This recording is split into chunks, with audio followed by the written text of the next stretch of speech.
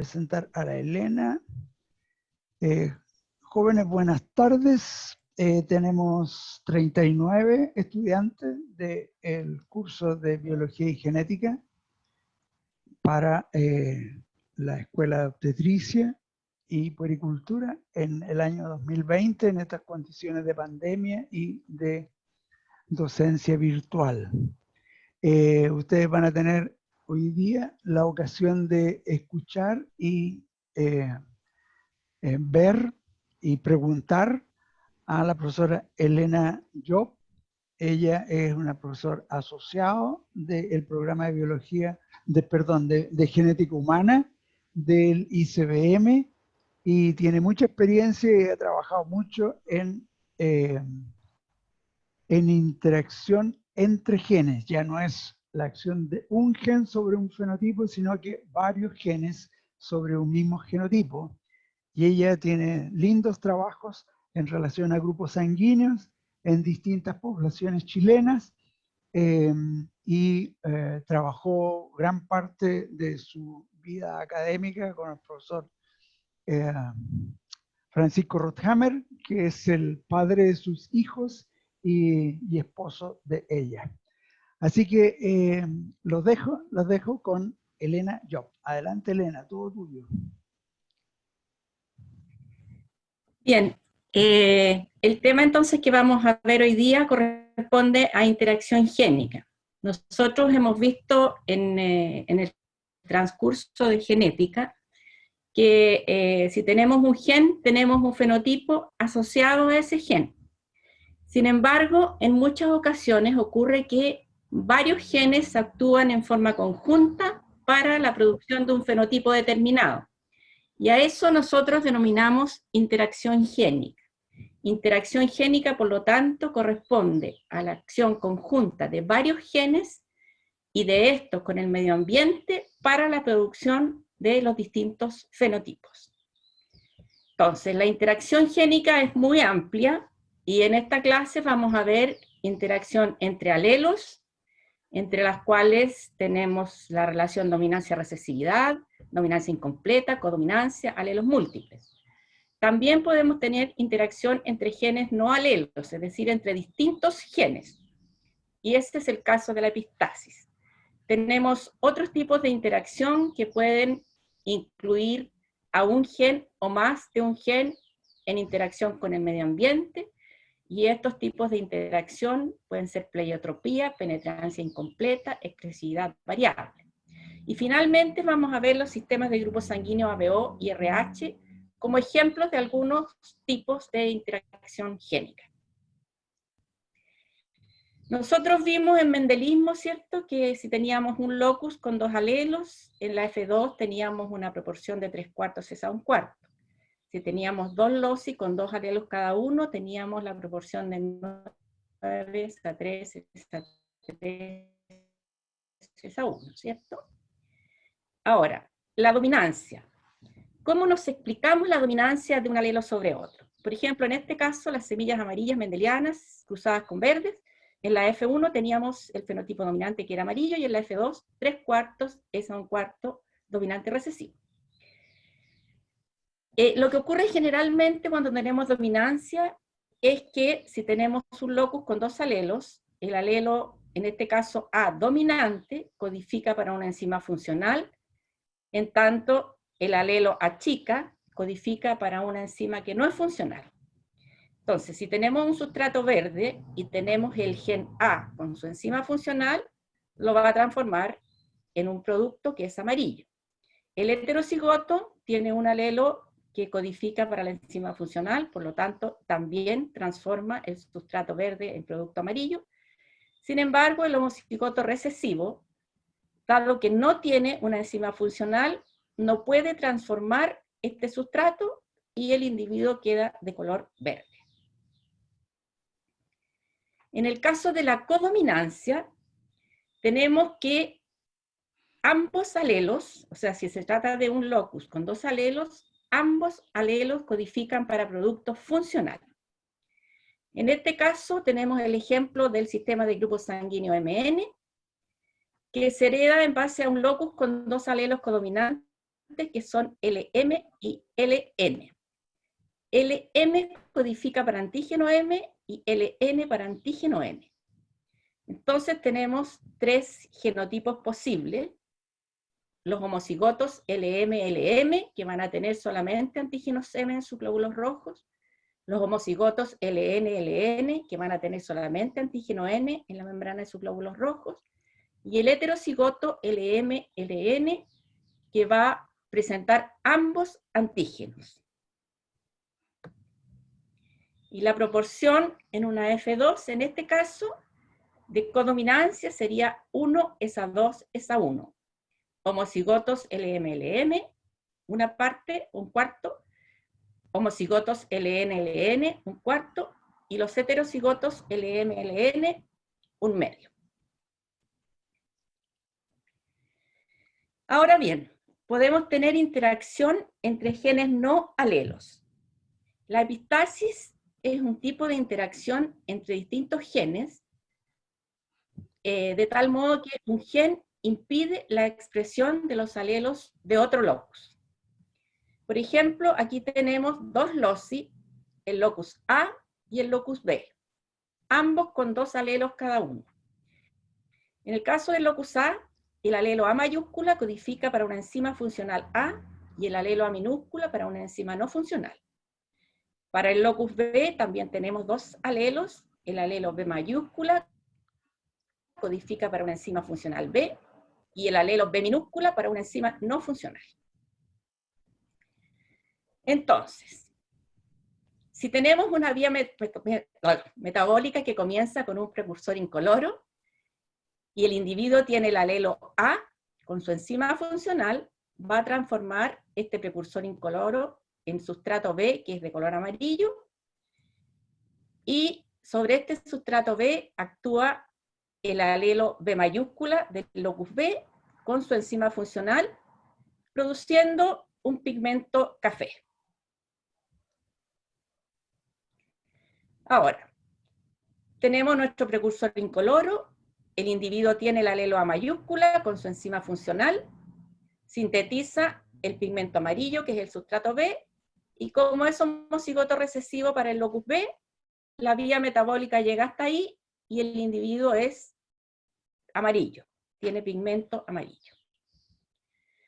Sin embargo, si tenemos que el individuo es homocigoto recesivo para el locus A, tiene una enzima no funcional, por lo tanto no puede sintetizar el pigmento amarillo y queda incoloro. En este caso, porque el precursor es incoloro. Luego tiene el alelo B con su enzima funcional, pero dado que no tiene su sustrato, no puede actuar. Y en este caso decimos que hay una epistasis recesiva del locus A en relación al locus B. ¿Por qué? Porque el locus A impide que se exprese el locus B en el producto de la vía metabólica que se está analizando.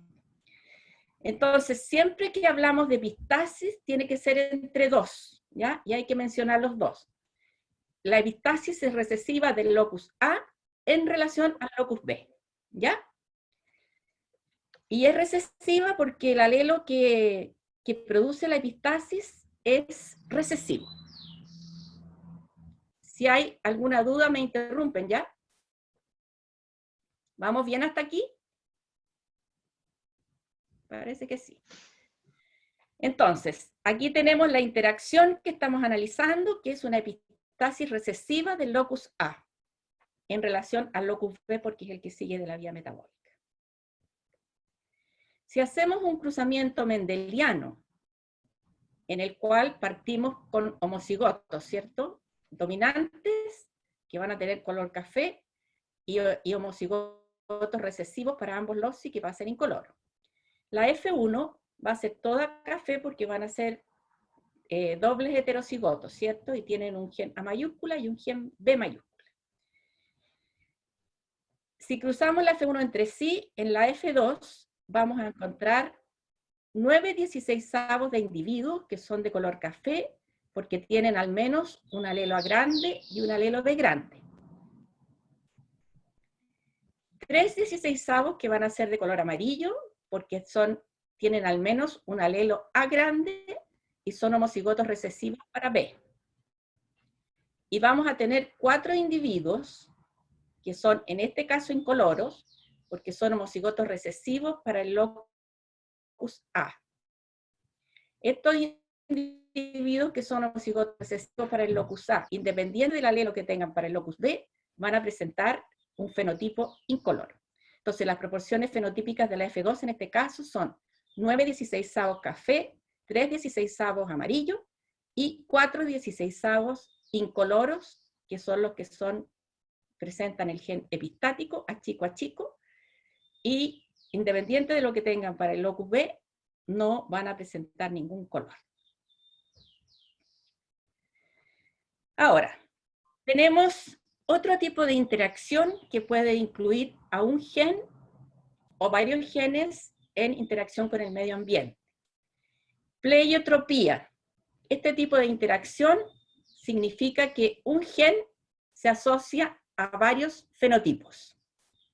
Entonces, la pleiotropía es un tipo de interacción en la cual un gen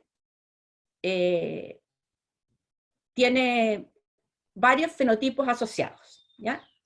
Un ejemplo es la acondroplasia. La acondroplasia es este tipo de enanismo en que los individuos tienen el tronco de tamaño normal y las extremidades más cortas. Entonces, es uno de los tipos de enanismo más comunes.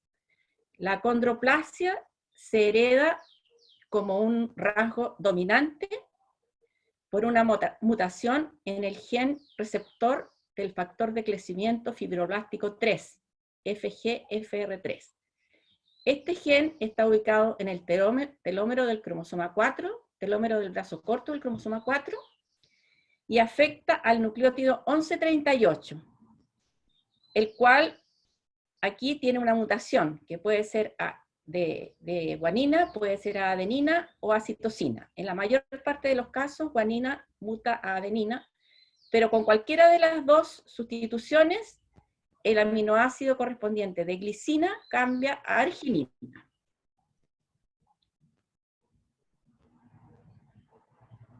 ¿Sí? Entonces, ¿por qué decimos que la acondroplasia es un ejemplo de pleiotropía, que significa un gen, varios fenotipos asociados?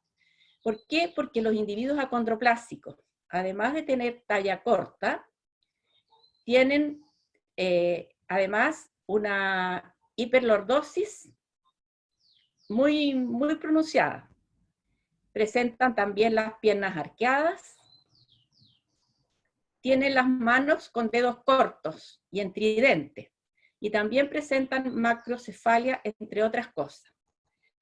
Entonces, ¿por qué este es un ejemplo de pleiotropía?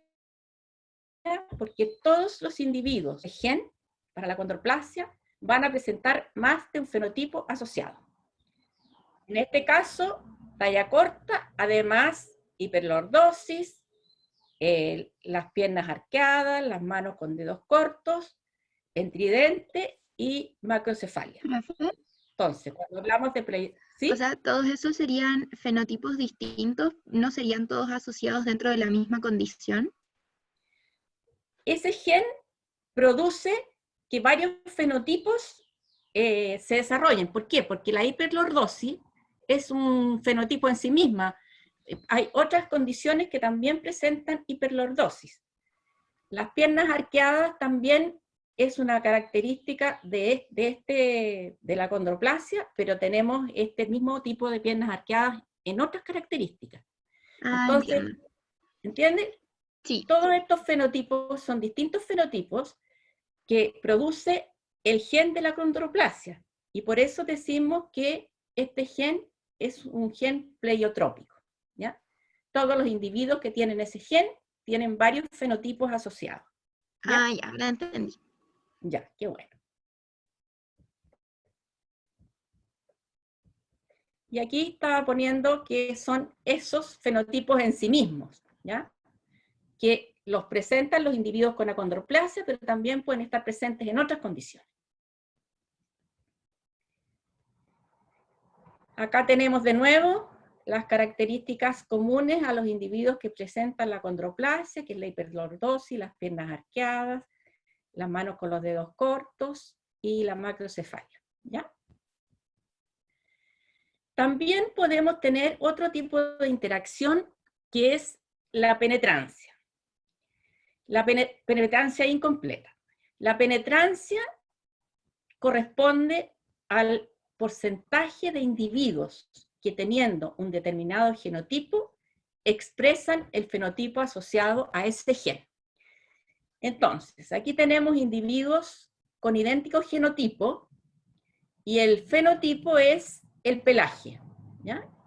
Entonces vemos que todos los individuos, en este caso, presentan su pelaje completo.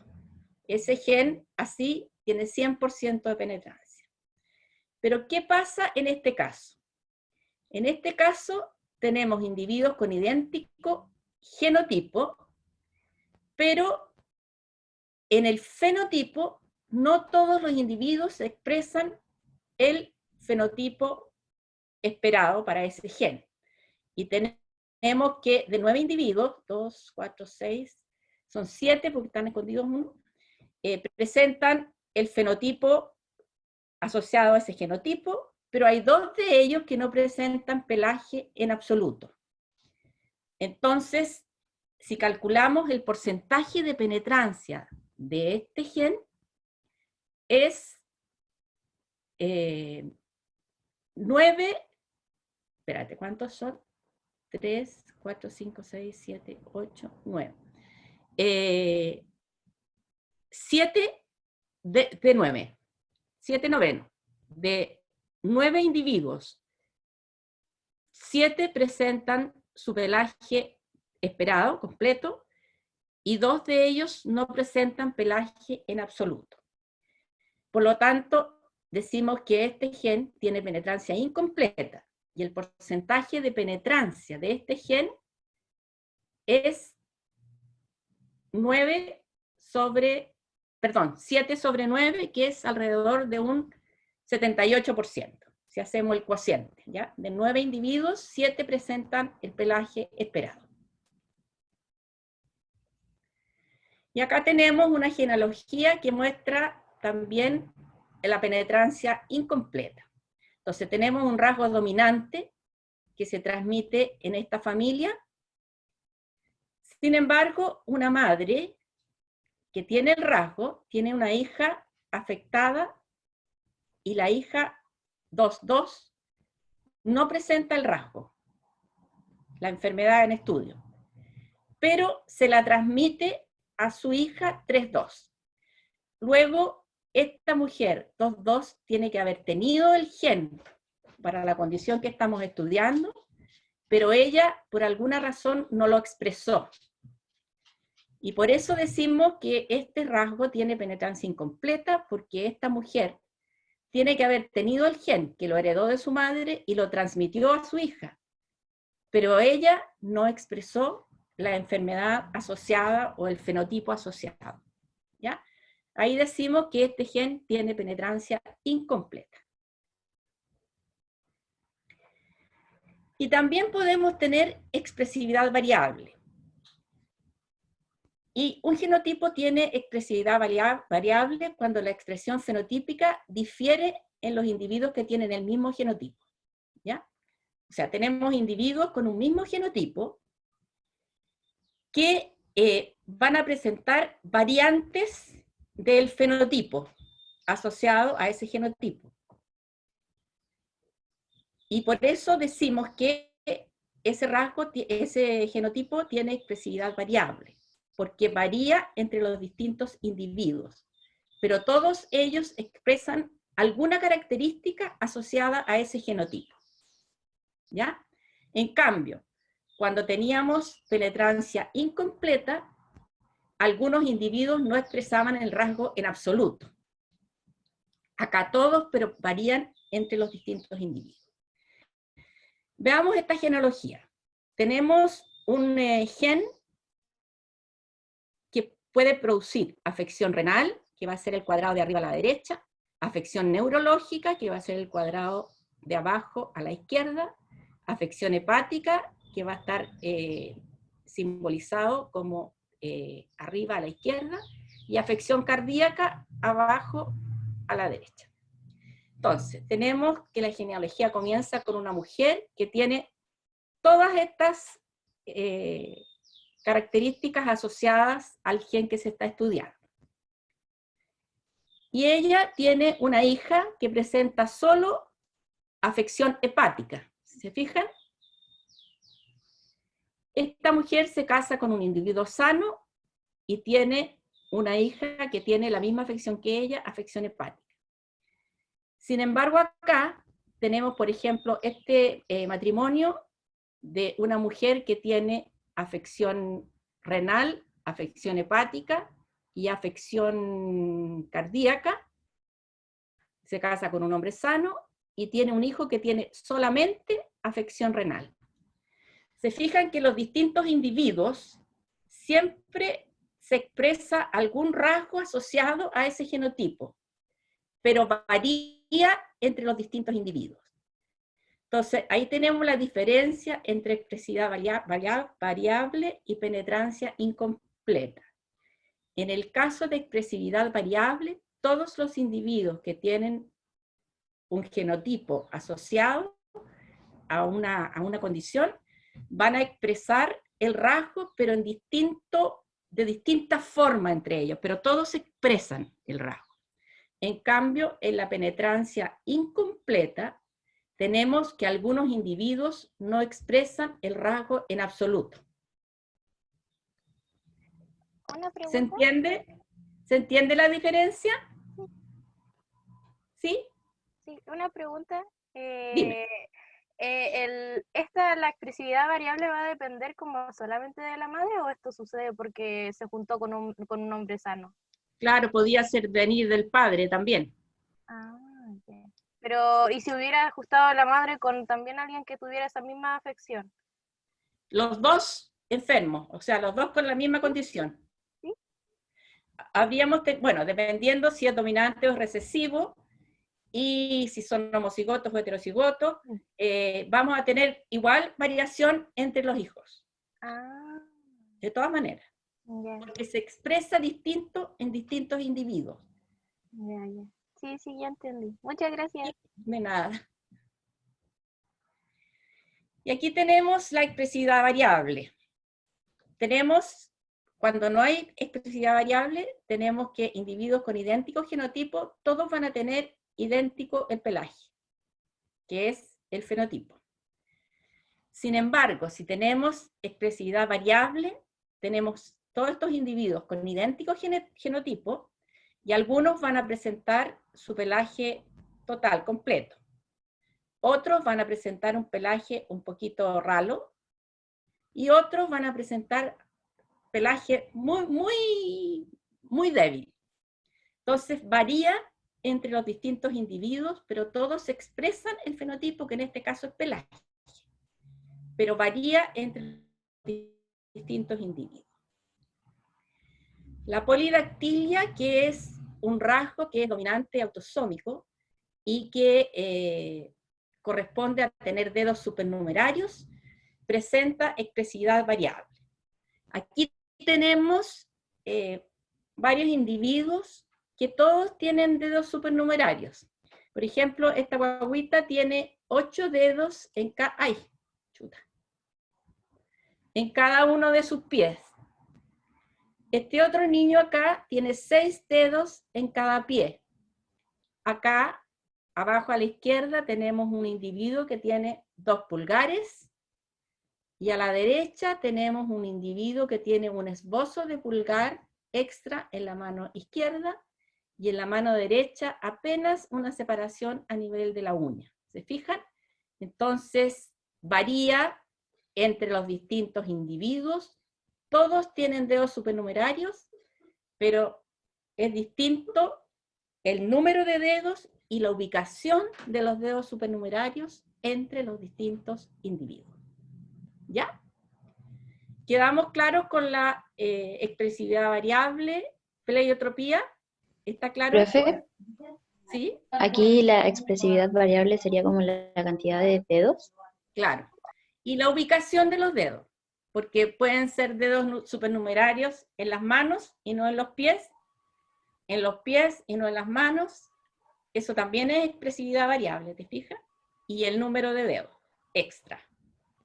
Las dos cosas. ¿Ya? Profe, Ya, profe, gracias. ¿Sí? a mí me quedó un poco de duda con la diapositiva anterior. O sea, ¿todos tienen el mismo genotipo, pero igual producen un fenotipo distinto? ¿O es Exacto. que sí? Sí. Expresividad variable, en este caso, es el pelaje que tienen los individuos, ¿cierto?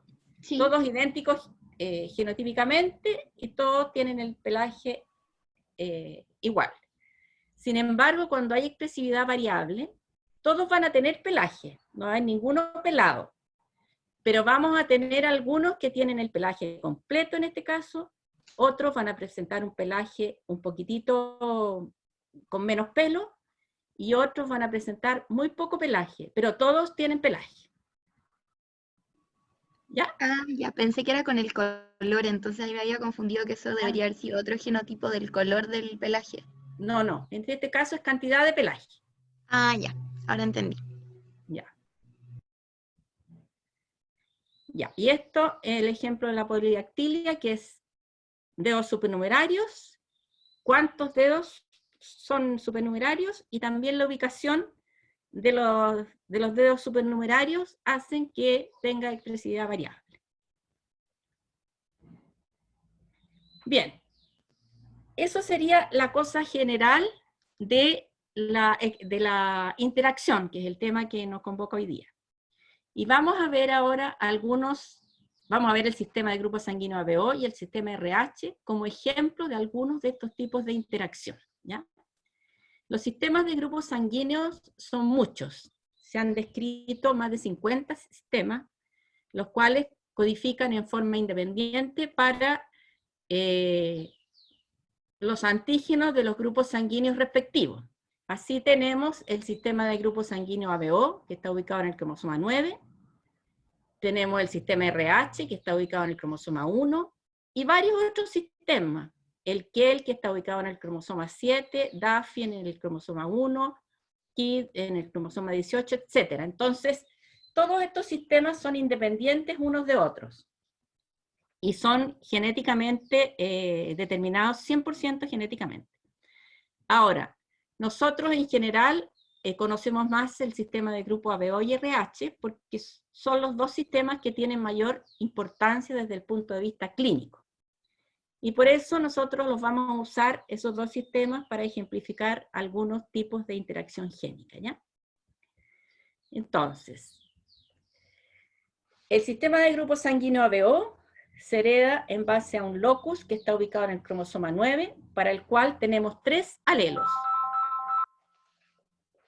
Y A, y B, e I minúscula. Estos 3 alelos están ubicados en un locus, que es el locus ABO, que está ubicado en el cromosoma 9.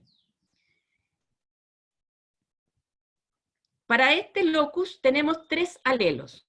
Cuando para un locus tenemos más de 2 alelos, hablamos de que ese locus corresponde a una serie alélica o un sistema de alelos múltiples, ¿ya?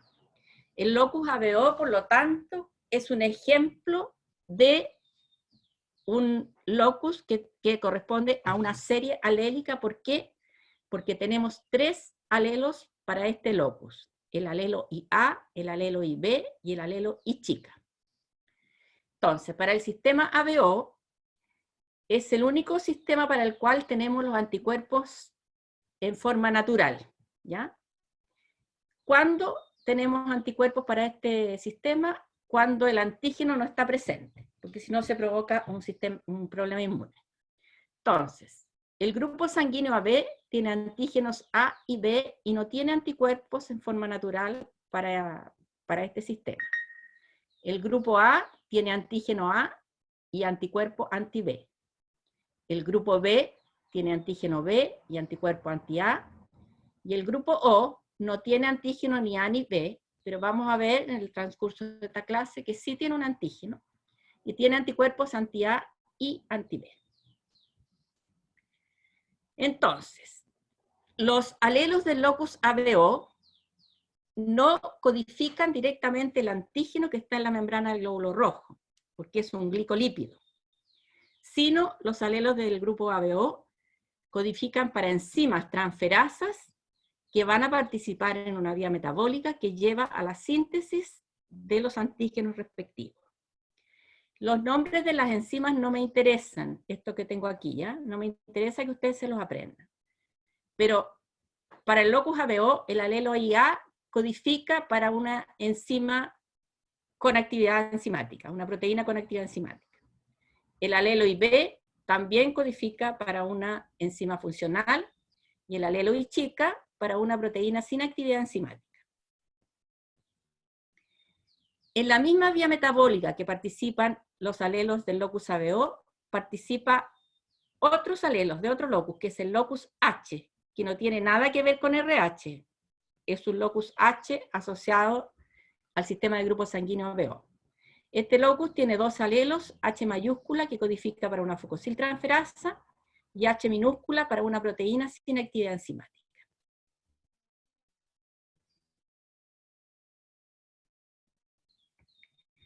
Entonces, se comienza con una molécula precursora sobre la cual actúa el gen H con su enzima funcional y transforma esta molécula precursora en molécula H.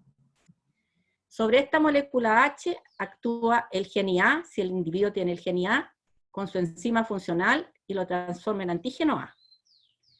Si el individuo tiene el gen IB con su enzima funcional, lo transforma en antígeno B. Y si el individuo es I chica, no tiene enzima funcional, el individuo es de grupo O. ¿Qué molécula tienen los individuos de grupo O en la membrana de sus glóbulos rojos? Va a ser la molécula H, ¿cierto? Porque no fue modificada, y por lo tanto los individuos de grupo O lo que tienen en la membrana de sus glóbulos rojos es la molécula H. ¿Ya? ¿Me siguen la idea? En cambio, si el individuo en vez de tener el gen H es homocigoto recesivo H chica, codifica para una enzima no funcional. No tenemos molécula H, tenemos la molécula precursora. La molécula precursora. Luego, aunque el individuo tenga el gen IA con su enzima funcional, dado que no hay molécula H, no se puede sintetizar el antígeno A. Si el individuo tiene el gen IB, aunque tenga su enzima funcional, por lo mismo, porque no tiene molécula H, no puede sintetizar el antígeno B. Y si el individuo es I chica, que no tiene enzima funcional, pero tampoco tiene molécula H, va a tener la molécula precursora en la membrana de sus glóbulos rojos. Por lo tanto, todos estos individuos que son H chica, tienen un fenotipo que se llama fenotipo Bombay, que se caracteriza por tener ausencia de antígenos A, de antígenos B y también de antígeno H. Por lo tanto, el fenotipo Bombay es distinto del fenotipo grupo O. ¿Por qué? Porque los individuos de grupo O tienen la molécula H en la membrana de sus glóbulos rojos. En cambio, los individuos de fenotipo Bombay no tienen ni molécula H, ni antígeno A, ni antígeno B. ¿Ya? Entonces, en este caso, se trata de una epistasis recesiva del locus H en relación al locus ABO. Porque el locus H al estado recesivo impide la expresión de los antígenos del locus ABO. ¿Sí? Ahora, los genes, los alelos del locus ABO están secuenciados y no me interesa que se aprendan esta diapositiva, solo decirles que la diferencia entre el alelo A y el alelo B corresponde a 4 sustituciones nucleotídicas. ¿Ya? En cambio, el alelo O tiene una deleción de una guanina en el nucleótido 261, y eso hace que se produzca, que se corra la lectura del mensaje, y se llegue a un codón de término anticipado entre los nucleótidos 352 y 354.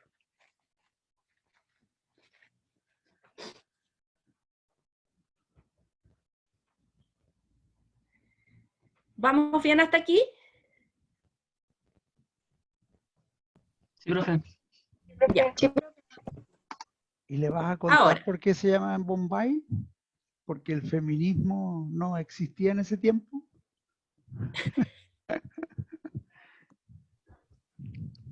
¿Esto por qué se llama Bombay? Porque el primer caso de fenotipo Bombay fue descrito en la India, en la ciudad de Bombay. ¿Y qué le pasó a la señora esa?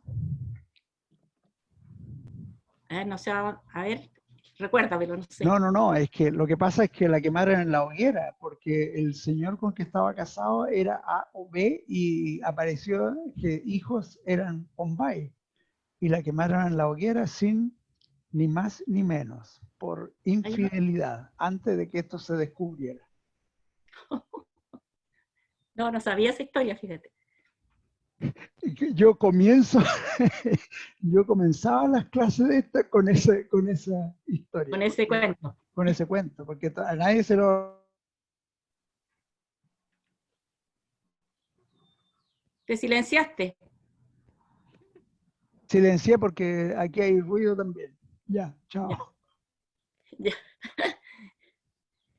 Bien, entonces ahí tenemos los alelos, sus diferencias. Ya, y ahora el sistema de grupo sanguíneo RH, que fue descubierto en el año 1940 por Landsteiner y Wiener, es el segundo sistema en importancia clínica después del sistema de grupo sanguíneo ABO. También se requiere compatibilidad entre dador y receptor para este sistema. Es responsable de la enfermedad hemolítica del recién nacido. Ahora, los antígenos del grupo sanguíneo RH son proteínas integrales de la membrana plasmática de los eritrocitos. Estas proteínas se ha visto que tienen una función importante en realizar transporte de gases a través de la membrana del glóbulo rojo, y también se ha visto que son muy importantes para mantener la estructura de la membrana plasmática del eritrocito. Entonces, este sistema se hereda en base a dos loci ligados en el brazo corto del cromosoma 1. Estos dos loci surgieron por duplicación, por lo tanto son muy similares ambos alelos. El locus RHD y el locus RHCE. Estos son los dos loci ligados en el brazo corto del cromosoma 1 que codifican para antígenos RH. Entonces, el locus RHD tiene dos alelos, de mayúscula dominante y de minúscula recesivo. El alelo de mayúscula codifica para la proteína D o proteína RH, y es el responsable de la condición RH positivo. El alelo de chico, que es recesivo, corresponde a una delesión del gen, o sea, los individuos que son RH negativos no tienen producto cuando son de chicos, ¿ya? Porque se perdió el gen hace miles de años en la evolución. El locus RHCE, asociado al sistema RH, tiene cuatro alelos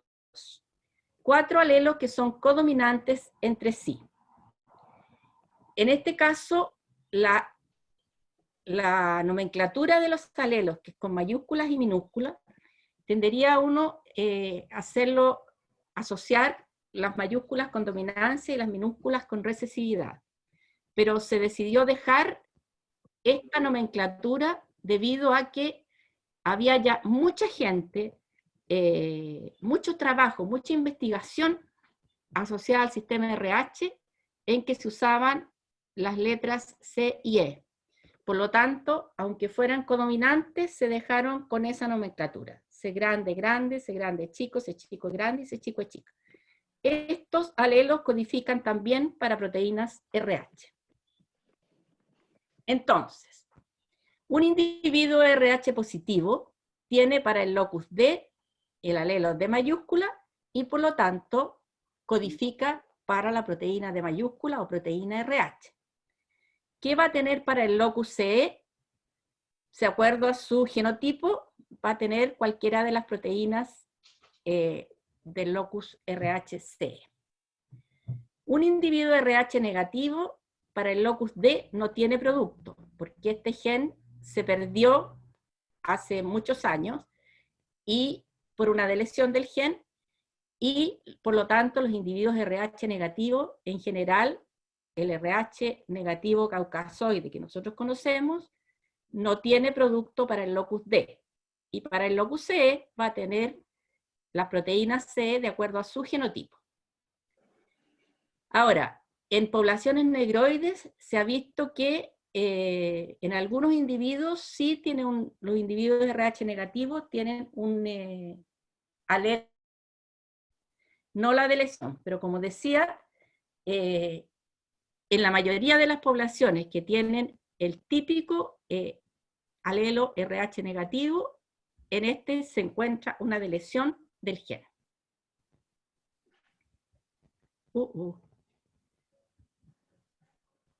Con eso terminaríamos.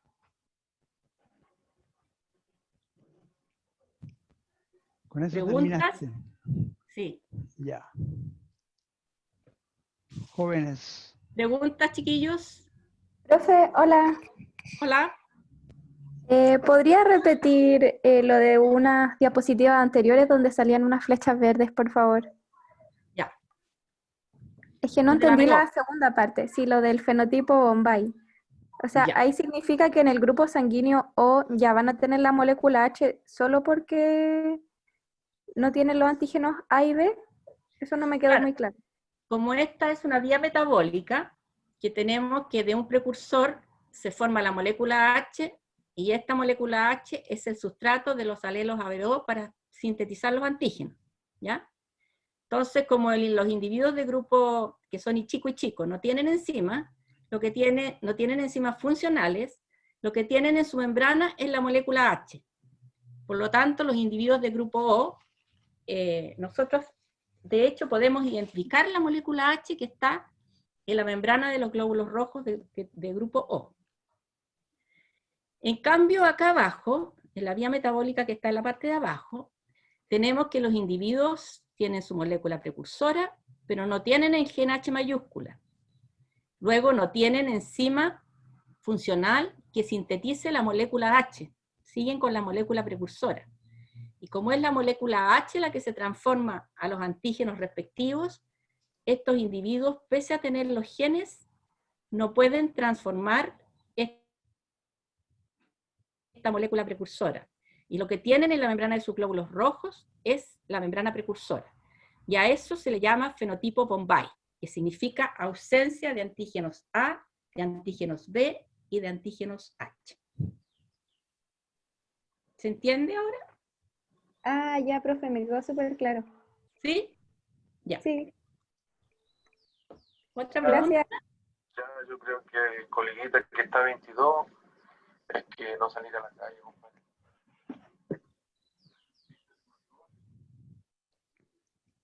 Más preguntas, jóvenes, aprovechen a la profesora Elena Job.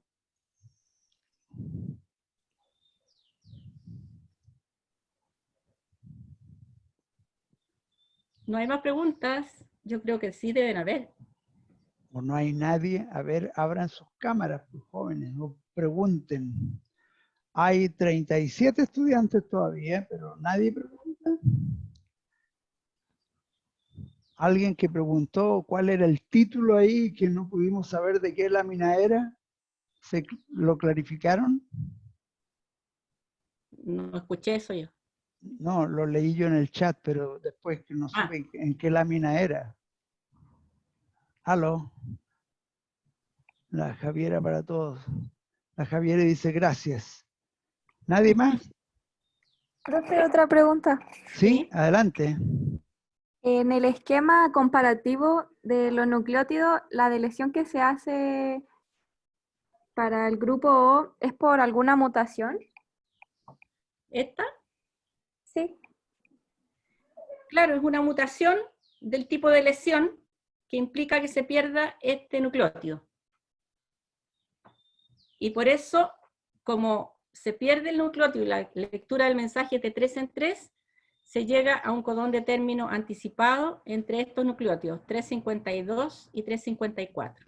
Se llega a TAA, codón de término. ¿Se fijan?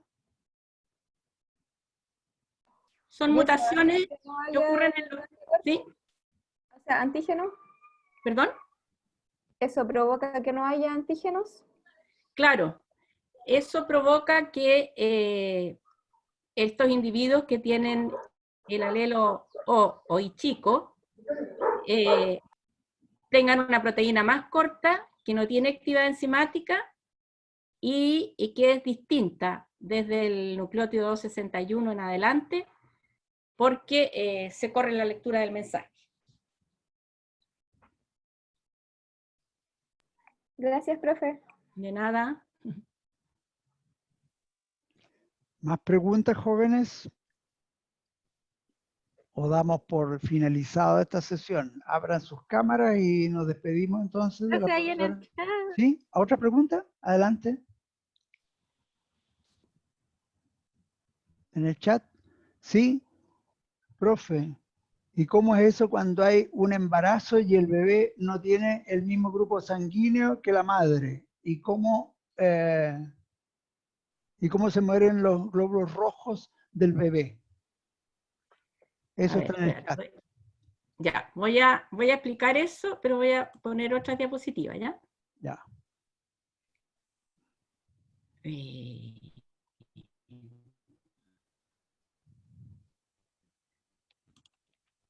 Deja ver si lo tengo por aquí en alguna.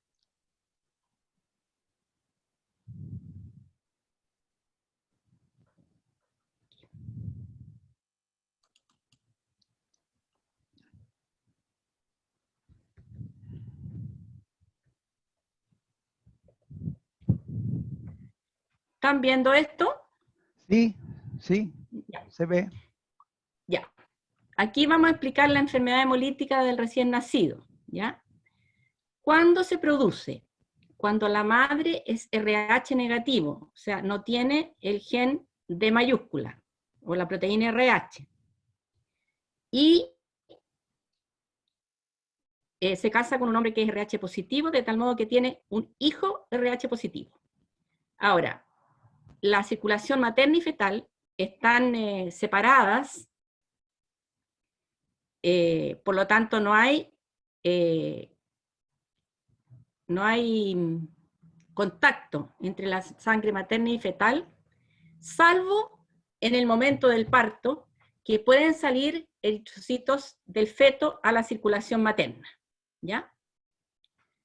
Entonces, como la madre es RH negativo y los eritrocitos RH positivos tienen la molécula D que la madre no posee, después del parto, y se demora más o menos 2 semanas, se realiza la síntesis de anticuerpos tendiente a eliminar estos glóbulos rojos que tienen una molécula que la madre no posee, y esto ocurre, como decía, dura 2 semanas más o menos, y el contacto entre glóbulos rojos fetales y materno ocurre en el momento del parto.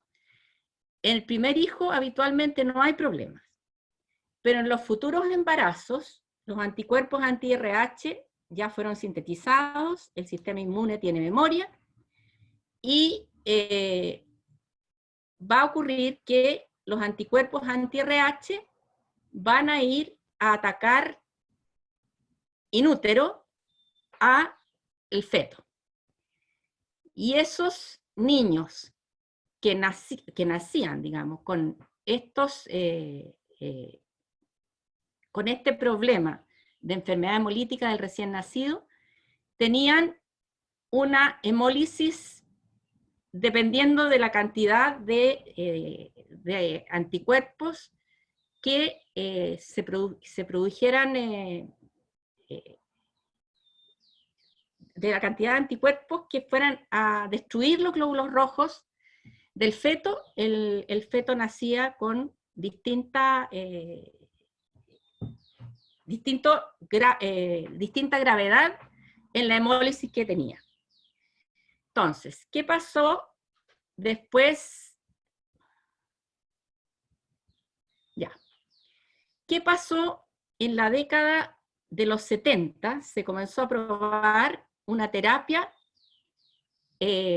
para evitar la sensibilización RH. Esto se llama profilaxis RH y se realiza hasta nuestros días. Entonces, comenzó en la década de los 70, de modo tal que ya en el año 80 había disminuido casi a cero. Entonces, ¿en qué consiste esta terapia que es la profilaxis RH? Dijimos que glóbulos rojos fetales salen a la circulación materna de una madre RH negativo en el momento del parto. Entonces, esta profilaxis consistió en inyectar a las madres un anticuerpo anti-D o anti-RH altamente concentrado. De manera tal, esto se hace postparto o un poquitito antes del parto, dependiendo de los médicos tratantes, digamos. Entonces, este anticuerpo anti-D muy concentrado tiene por objeto que los anticuerpos recubran los glóbulos rojos que han salido de la circulación materna a la circulación fetal y que el sistema inmune de la madre no los identifique como antígenos extraños, sino que glóbulos rojos que están alterados, digamos. Y de esa manera son sacados de circulación, pero no son reconocidos como elementos extraños. Y con esta terapia, que es la que se hace hasta la fecha, como les decía, se ha logrado llevar casi a cero el problema de la enfermedad hemolítica del recién nacido.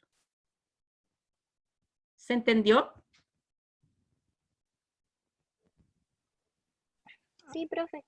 Aquí estaban preguntando si eso se llamaba eritroblastosis fetal o no. Lo Sí, preguntaba también. la Denise. ¿También se llamaba? Sí, Sí, ya. sí. Pero lo que más se usa es enfermedad hemolítica del recién nacido. En la actualidad, Eritroblastosis sí. fetal también. Ya. A ver, había una diapo en inglés que el título no lo entendieron. La Elizabeth Baeza lo preguntó dentro de las que estábamos viendo el título ese que no sabía qué quería decir. No me recuerdo de A tu ver, lámina en ¿y inglés. de qué tema sería? Al inicio parece que había alguno en Era inglés. ese, no, ese de No, A y B, U. Abu. la polidactilia. Este, La localización cromosómica este en inglés. Este, localización cromosómica de los grupos sanguíneos humanos, del sistema de grupos sanguíneos humanos. Eso significa. sí. Pero esta diapositiva, el objetivo es mostrar que hay muchos grupos sanguíneos distintos que están ubicados, son todos genéticamente determinados, están ubicados en distintos cromosomas, por lo tanto son independientes unos de otros, pero los que tienen mayor importancia clínica son el ABO y el RH. Ahora, cuando una persona sufre múltiples transfusiones sanguíneas, como a la persona que va a recibir una transfusión se le hace estudio de compatibilidad para el sistema ABO y RH, cuando reciben muchas transfusiones, a veces empiezan a tener incompatibilidad contra otros sistemas. Por ejemplo, el sistema DAFI y el sistema KID. Son sistemas que son inmunogénicos menos que el ABO y el RH, pero cuando un individuo recibe muchas transfusiones incompatibles para estos otros sistemas, comienzan a hacer también anticuerpos en contra de esos sistemas y después tampoco se les puede poner sangre de estos sistemas.